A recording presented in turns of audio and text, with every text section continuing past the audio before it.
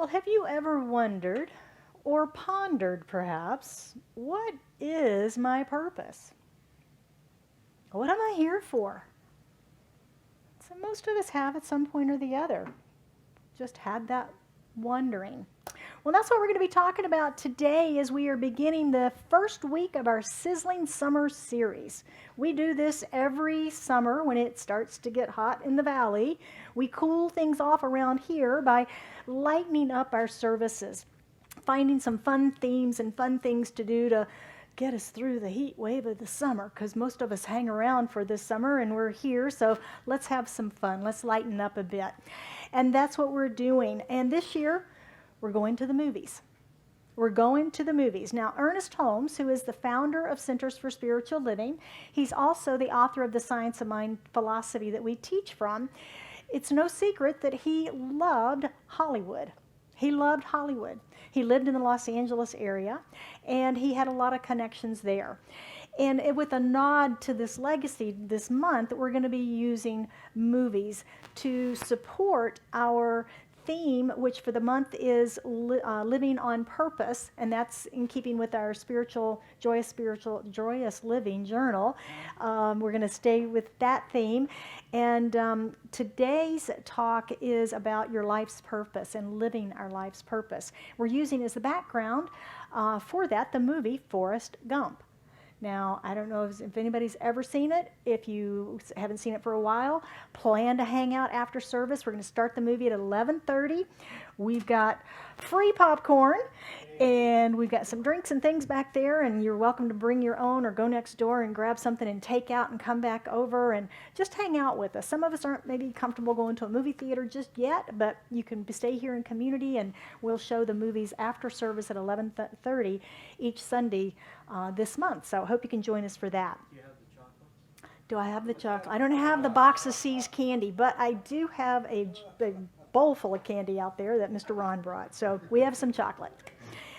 All right, well, let's look at Ernest Holmes and some of his Hollywood connections. I found this fun and entertaining, and I wanted to share it with you also this morning. We've got a slide of some of the famous people that have been involved in the science of mind. On the left, you have Esther Williams. She was a beautiful swimming and movie star, and she was married by Dr. Reverend Bill Hornaday at the Founders Church in a secret wedding because they didn't want the press there. And she married Fernando Lamas, another actor and director. So that was a big secret wedding that they had there. They were involved in the science of mind. Mickey Rooney appeared in over 100 films, and he attended Founders Church. And he was very active with the teaching, and he came in one Sunday and he said, I want to give back in service. I want to be in service this morning. Can I be an usher? And they said, sure, Mickey, you can be an usher. You can do the collections. And he's like, great.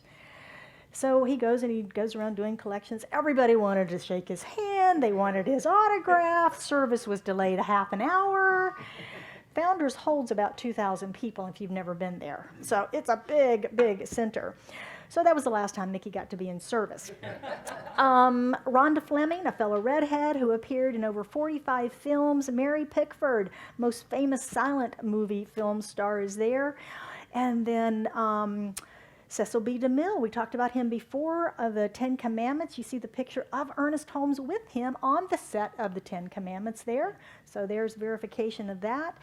And Robert Young, you might have known him from Father Knows Best, or maybe you watched Marcus Welby, MD. Plus, he had over 100 films to his credit. Busy actor in Hollywood. Robert Stack, actor and TV star. Robert Cummings, who starred in some Alfred Hitchcock movies.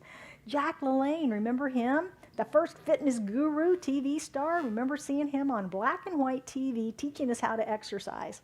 Yep, remember that. And then there's Ellie Mae, Donna Douglas. Ellie Mae from the Beverly Hillbillies. She was involved in Science of Mind. And let's see, who's next?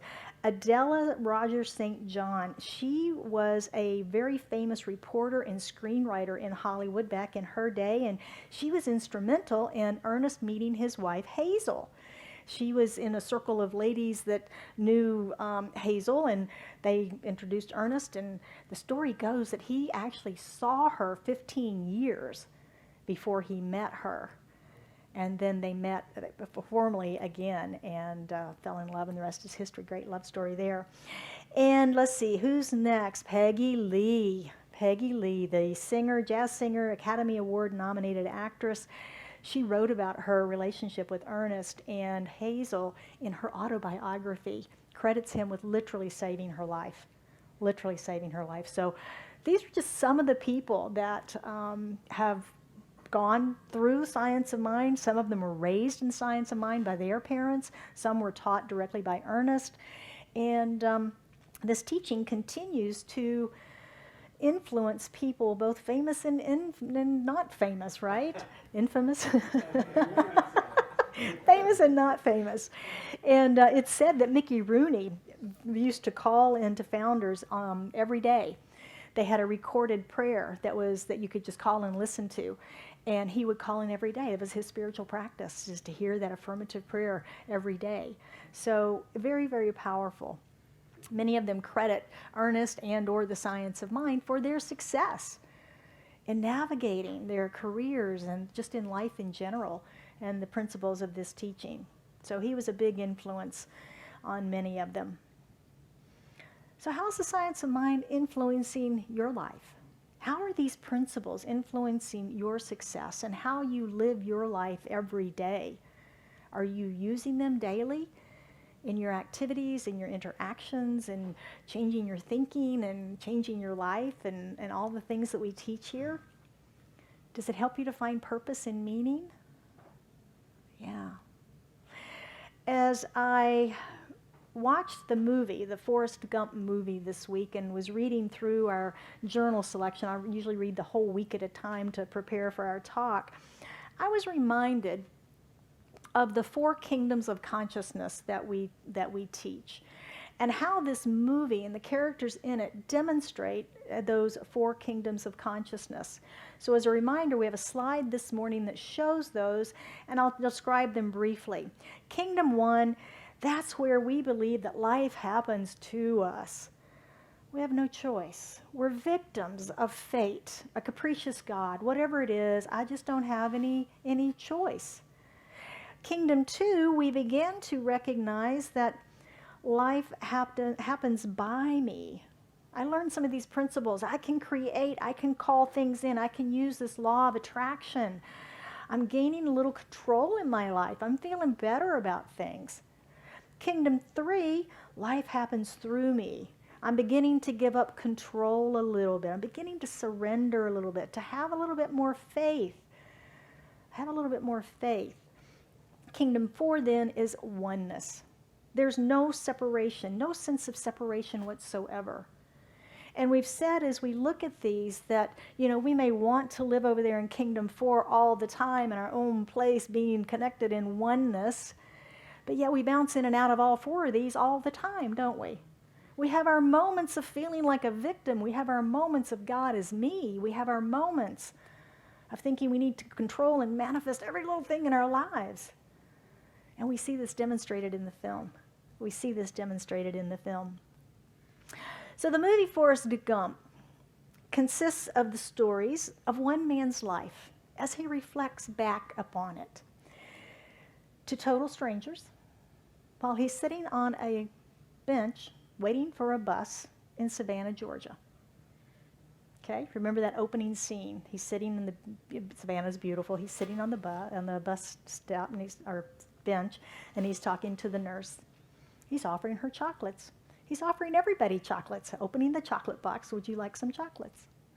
And then he shares some wisdom of his mom. And that's how he opens the movie. Life is like a box of chocolates. You never know what you're going to get. And we begin to recognize that maybe this man is different, and maybe his mom is wise. Maybe his mom has some wisdom in her that she shares with him. Because the next thing he tells us is, Mom told me, make your own destiny. Make the best of what God gave you. Make your own destiny. Make the best of what God gave you. And all through the movie, we see this unfold. We see how Forrest makes the best of what life he's been given in all of the situations that he's put into. He had leg braces as a kid. He called them magic shoes. He said, Mama said, it's making me straighter. My back is crooked. My legs and my feet are fine. But my back is crooked, and these are going to fix my back so I can be strong. He had a good attitude about it, didn't he? And he went about his life. His mom, they had a big house that they lived in that was an estate from the family that they'd inherited over the years, had a lot of rooms, and there was just the two of them, and she rented out rooms. And one day they rented out a room to a young man who played the guitar and sang. And Forrest was fascinated with that guitar. He loved hanging out with this young man and listening to that guitar. And Forrest is dancing, but he's got his braces on, so he's not dancing like normal. But the guy playing the guitar goes, oh, let me see that again. I like how you're moving your hips there. Turns out it's Elvis Presley. Forrest is teaching him hound dog, which they later see him doing on Ed Sullivan's show. Okay? So he's making the best of what he's got. As he is being attacked by the local bullies, he's walking down the lane with his forever girlfriend that he met in the first grade, Jenny. And Jenny says, run, Forrest, run away. And he has his braces on, and he runs out of his braces and keeps running. And that becomes the theme of the movie, Run, Forrest, Run. And he ran his way all the way through college at the University of Arkansas, playing football for the Razorbacks for 5 years until he graduated. Graduation, he's handed a flyer. Uncle Sam wants you. He joins the Army and gets shipped off to Vietnam. That was the time. Those are the things that are happening in history. It's a wonderful historical movie as well. And on his way over, he befriends a young man by the name of Bubba. Bubba's a shrimper.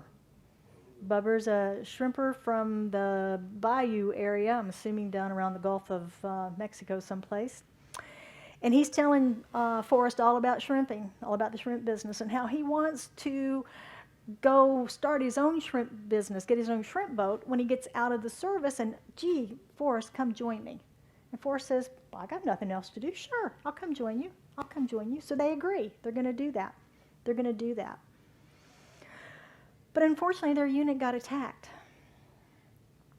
And Bubba died. And Lieutenant Daniel lost his legs in that attack. Now, as I reflected on this life of Forrest Gump, I couldn't help but notice Forrest's innocence. There's this innocence about him as a person throughout this movie. As Jesus said, unless you change and become like little children, you shall not enter the kingdom of heaven. In many ways, Forrest was childlike, wasn't he? He was childlike in his expression of life and his acceptance of life. Even in the heat of the battle, when his comrades, his friends were going down in battle, they told him, run, Forrest. And so he ran, and he got away. But he realized that his friends were still under attack, and Bubba's not with me. So he went back to get Bubba. But he kept finding his other friends and running them out, carrying them out of harm's way until he did find Bubba and Lieutenant Daniel. So we see his generosity as well as his innocence in that scene in the movie, that he's generous in not considering his own life, his own safety. He runs back into the fire to rescue his mates, to bring them out. Now, Lieutenant Daniel is mad about this because he believes in this thing called destiny, predestination. We all have a destiny, and mine was to die on the battlefield, and he's mad at Forrest for saving his life. Now, this contrasts with what Mama said, right? Mama said, make the best of the life God gave you. There's no predestiny. God gave you a life to do with as you see fit. So he's got two people that he cares about telling him different things. Forrest was also very genuine. Would you consider him a genuine, authentic person, the way he showed up? I love the way they show history in his meeting of all the presidents. He met Kennedy and Johnson and Nixon. But he was just himself with each one of them. He did funny things with each one of them. But he was just himself. He wasn't over-impressed with being at the White House. You know, at one point he goes, yeah, I'm going to the White House one more time. You know, he just wasn't overly impressed with it. He liked the snacks. They had lots of snacks there for him. He liked that a lot. And he thought the men that served in that office were okay. But he was just himself. He wasn't intimidated by his military officers that he was under. He did what they said, and they loved him for it. They thought he was great because he did what they said. But he wasn't intimidated by them. He wasn't intimidated by Lieutenant Daniel. He loved his mama, and he loved Jenny unconditionally, no matter what. No matter what. Innocent, generous, genuine. Not bad qualities to have in a human being, are they? The other thing that I noticed about this movie as I watched it is how the law of attraction was at work. And it's interesting, we say around here that the law is always working, whether we are consciously using it or not, right? We say that. And this movie is a great example because I don't really think Zemeckis was looking to make that distinction in the movie. And yet, when we look at it with metaphysical eyes, we can see how the law works in the lives of these people. And it demonstrates to us how the law is always working for us, whether we're trying to work the law or just allowing the law to work in our lives. So the law of attraction is at work in this. Forrest, without even trying, simply by being himself, fell into playing world-class ping pong. World-class, internationally, went to China, played ping pong, was a star. And then he got all these endorsements because he was the international star of ping pong. And with the endorsements came all the money. And with the money he attracted, he was able to buy a shrimp boat. Because even though Bubba died, Bubba had the dream, and Forrest said yes to the dream, so Forrest lived Bubba's dream and bought the shrimp boat. And then he had that very successful shrimp boat, and then Lieutenant Dan, that he had seen after the service, who was in really bad shape, emotionally. And he was laughing at Forrest in his dream of starting the shrimp boat, and he sarcastically said, son, I'll tell you what, if you ever become a shrimp boat captain, I will be your first mate. Ha, ha, ha, right? Not thinking Forrest Gump could be a shrimp boat captain. Well, Forrest becomes a shrimp boat captain, and Lieutenant Dan shows up to be his first mate. And they end up being successful, and Forrest recognizes he can't run the shrimp company, right? He doesn't know how to do that, really, when it starts to grow, so he turns it over to Lieutenant Dan. And Lieutenant Dan makes it very profitable for them. He also invests in what Forrest said is a fruit company called Apple, and he did very well in Apple stocks. I know, did I mention that he also gave Bubba's mom Bubba's share of the business? Even though he didn't have to. It was Bubba's dream, and it was the right thing to do in Forrest's mind. Genuine. Forrest made the best of what God gave him. And that was his big heart. He may not have had a lot of IQ, but he had a lot of love. He had a lot of heart. And that's how he made his life the best. No place in that show do we hear Forrest complain. We don't hear him complain that he's not smart enough. that he doesn't know what his purpose is, that he doesn't know what's next, that he doesn't know why is it so difficult, that he didn't grow up with a daddy, that Jenny won't come and marry him. We don't hear any of that. Forrest just lives every day with a positive expectation that things will work out. And they seem to. They seem to. Ernest Holmes says, Spirit will mold our purposes when we allow it to do so. As we learn to depend more and more upon the perfect law, we shall find that the outward things which are necessary to our good will be provided. I love that quote. Isn't that pretty? And this is Kingdom 4 consciousness. We see Kingdom 1 in Lieutenant Daniel when he's so down on himself because of his circumstances. We see Kingdom 4 in Forrest, who just allows life to express as him in whatever way it wants to. Even though Forrest and Jenny were apart for many, many, many years, every time he saw her, he just continued to love her unconditionally, no matter what. There was no separation between them in his heart. Where in life are you able to just be? To just be. Where we're not striving or actively trying to create or affirm or manifest or call in or do, or where we're in a state of be and allow that Kingdom 4 Spirit as us to be there. Where are you allowing that in your life? The oneness of God as you.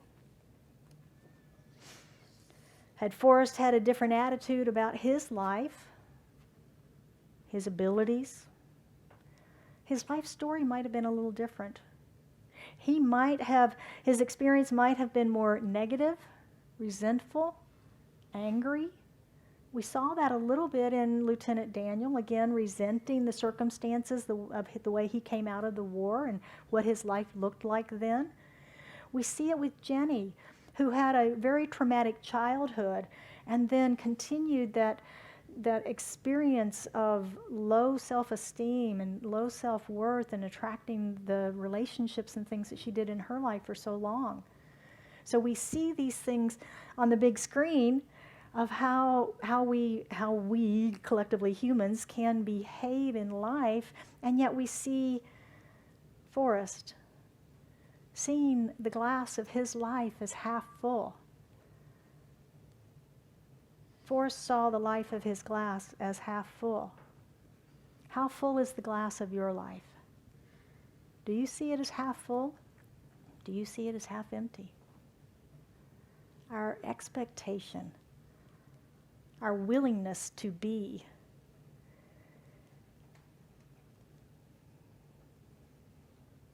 So let's wrap this up with some practices today and see what we can do about living on purpose with our practicing the principles and be like Forrest. The first one is to be. To be, to become. Many, many, many times we get so focused on the doing, don't we? We say treat and move your feet, and sometimes we do more feet moving than we do treating. And then there's balance, right? There's the adage of I've got to do so I can have, and then I'll be, right? I got to do, then I can have, then I can be. When in reality, if we be, then we can have, so we can do in the world. The law of attraction works in our lives just like it worked in Forrest's lives, because he was being the thing that he sought before he was out looking for it, wasn't he? He was being love all the time, so he surrounded himself with love. And the same is true for us. So this week, practice being what you seek, whether that is abundance or love or creative expression or health. Practice being that in that mental state of receiving, of having, of being it, so that you can be a vibrational match for it to show up in your life. Be love to receive love. Be creative in order to have a creative expression in the world. be health. If I'm a healthy person, how am I expressing? How am I feeling? How am I being? What am I doing? And then we marry up with that. So this week, again, practice that. Practice and watch how the law works in your life to bring it more through you. Number 2 is be as little children. This week, practice not knowing. Be curious. Be inquisitive. Ask questions. Allow yourself to let go of needing to have all the answers. We were programmed as children, were we not? You must have the right answer, and you really should have it first. Oh, me, pick me, right? We were all trained that way. And that can get in our way of this idea of innocence and being childlike. Because we get into this idea of controlling everything in our lives when Spirit's going, gosh, I could make that easy for you. But, you're kind of in the way there. Yeah. So when we become childlike and we allow, life can become easy. So this week, actually there's a Buddhist saying I want to share with you that's really pretty about meditation. When the mind transcends the senses, it comes back to its true nature, which is innocence. So that's your practice, is meditation, to return to your true nature of innocence. Number 3, be generous. Generous means showing kindness to another. It's not necessarily the giving of material things, okay? So elevate that a bit in your life and look for ways that you can be generous in things that are valuable to you. Your time, your attention, your love, your patience, your joy, a kind word. Look at ways that you can be generous, particularly to someone that you may not be very generous to right now. Look at ways that you can be generous this week. Number 4 is to be genuine. Being our authentic self is the greatest gift that we give ourselves and anyone around us, isn't it? Being authentic. Really getting to know each other at that true level. This week, practice being your authentic self with everyone just for one day. Just pick one day. Maybe it's a day when you don't have to see many people or talk to many people. Just one day. Practice being authentic with everyone you meet. May require being vulnerable. May require being brave or courageous. May require kindness. Be authentic. I will close today with a final quote from Ernest, who tells us, "Nothing can be nearer to you than that which is the very essence of your being. Your outward search for God culminates in the greatest of all possible discoveries, finding God at the center of your own being. Life flows up from within you." So it is. Would you join me as we anchor this in an affirmative prayer this morning? Just breathing in that breath of life and bringing our awareness fully present to this now moment. Feeling the connection in this room, the energy. Feeling the energy of the person next to you. As we recognize that Spirit is in, through, and as this room and each and every person in it. We recognize that that power and presence that is God is all that there is. It is the one life. It is love itself. It is love that loved so much that it just created and continues to create of itself into expression, into form. We recognize it as the universal. We recognize it as the smallest quantum, anything we can imagine, and everything in between. And as we recognize that all of that is present right here, right now, I know that it is in, through, and as me, for I am an expression of it, of that one creative source and power, that one substance. And as that is my life, I know it is the life of each and every one gathered here today, whether in the room physically, online, or listening later. For we are all connected in this oneness. We are all connected in this unity that is God. We are all one. There is no separation. There is not God in anything else. We are all within it. It is within us. We are that leading edge of consciousness, allowing Spirit to live through and manifest through us. And knowing that, I know, claim, and accept for each one of us that as we let go and let God and open and allow Spirit to move in our lives, that we allow life to become easier. That we look for that childlike innocence within us, that place that we may have forgotten, that we allow that to be curious and wonderment and awe as we see life unfold in miraculous ways around us in each and every moment, as we expect that, as we simply expect life to work out just fine in our favor.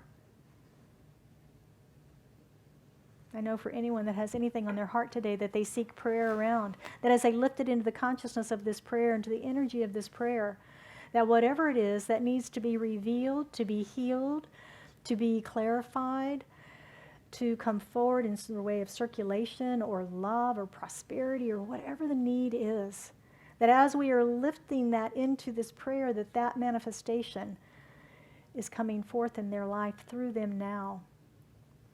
The healing, the revealing, the wholeness, the love, the joy, the peace, the harmony, the cash, the abundance, the flow, the prosperity, the wisdom, and the intelligence, whatever it might be. Because it's all here. And it is with great joy, gladness, and thanksgiving that I know this truth for each one of us, that I affirm that it is true as I release this into the action and activity of mind, knowing that it is already done. And we just get out of the way, we say yes, and we affirm together. And so it is.